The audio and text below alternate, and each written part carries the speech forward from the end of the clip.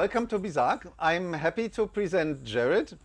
We worked together some years ago as engineering managers, and so from my reason to wanting to have this talk is that I'm an engineer, and Jared is more a kind of how do you call it, organizational talent. And so we approached the same thing from different angles, and it's interesting to see like how different kind of characters can achieve something great. Okay, but Absolutely. maybe I hand over to you. You explain a bit more. So, my profession is organizational development. I really enjoy helping teams or departments or companies perform better. The reason why I like it so much is because these topics are really challenging and it takes a long time to realize, but if you can do it well, then the results are extremely rewarding. So it's a good problem to devote yourself to for an extended period of time and feel a good sense of accomplishment at the end. And also, I find it personally enriching because there's a lot of skills that you can learn along the way for organizational development, also for personal growth. It's all interwoven. And also, you get to meet a lot of other characters who think differently than you do. For instance, you Yeah. yourself, which I really appreciate, that also enrich you with different ways of thinking, and you can really synthesize something cool. Yeah, in the case of the two of us, I think we never had a real conflict, right? So it was always No, I wouldn't like say so. complementing each other. I mean, the original title of this talk was talking about agility, and you told me that the title is not sexy enough. So maybe let's find a better title for this talk. Um, so I guess, I mean, the reason that many people talk about agility these days is because somehow they see a failure, right? That it kind of got to the end. So and I think that makes it interesting, right? To for example come to the conclusion that it's not there. Yeah? But so what do you think about it? So some people say agile is broken or dead, and what exactly is the problem there? Yeah, it's funny because I've been hearing that Agile is dead since 2014, I guess, when it really hit the last stride in its evolution. But it's interesting, depending on how you look at Agile, it can be dead or not. If you think of it as the new paradigm of micromanagement, then yeah, it's dead. It should have died long, long ago. But if you look at it as a way for companies to discover in their own context how to work more effectively, how to innovate quicker, how to shorten feedback loops, how to learn quicker, and at the end of the day, to beat the competition, then it's still very much alive. Although, because it takes a lot of courage to go that far with Agile, very few companies actually made it that far. They dipped their toe in the water, got scared, and then went back out. And they claimed Agile was the problem. Uh, Yeah, Unfortunately, around. Um, when you change the paradigm of how your company operates, it's very intimidating.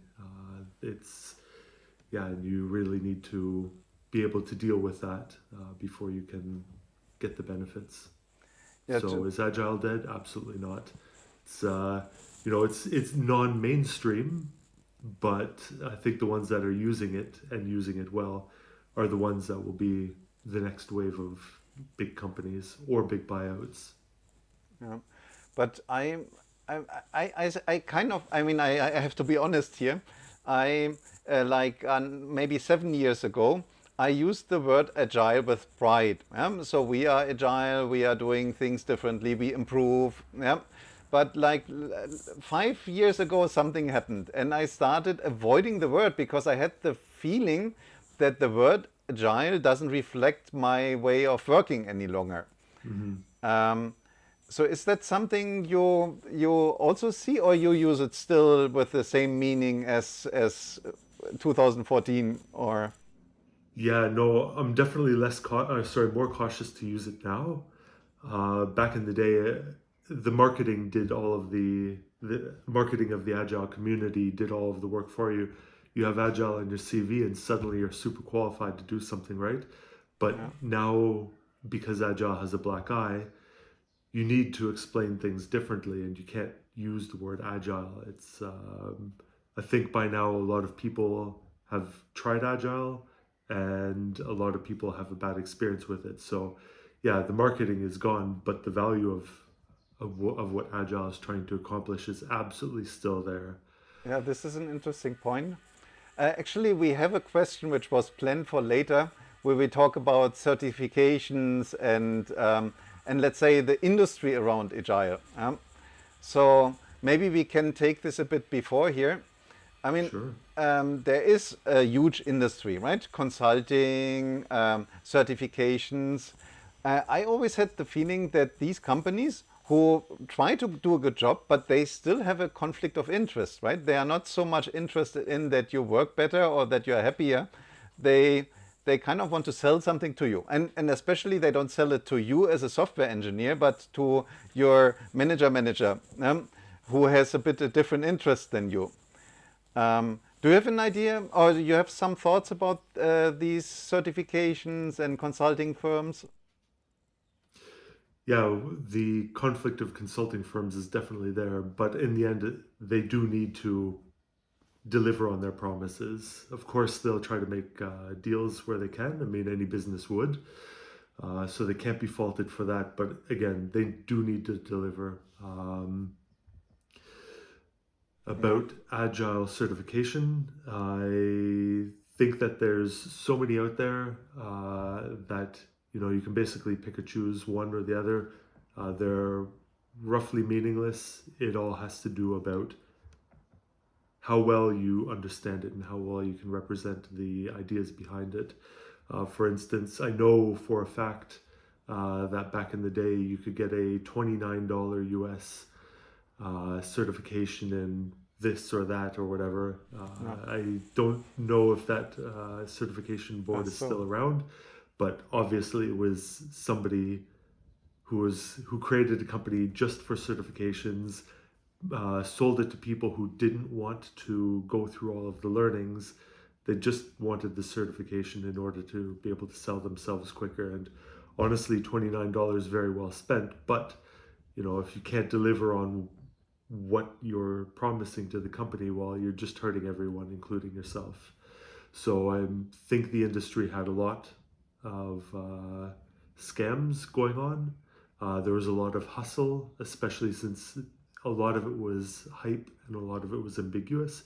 Yeah, you want agile? I'll give you agile. Okay, well, what does that mean? Don't worry about it. I'm going to make you so agile you won't even care. That uh, kind of attitude. But that whole thing has really collapsed in on itself, and there's been quite a reckoning.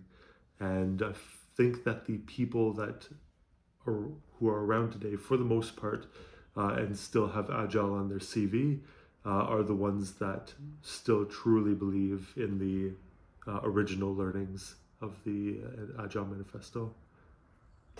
okay, good. Um, It's I just want to make a note that back in the day, there was a joke certification. I forget who created it, but it was a decertification.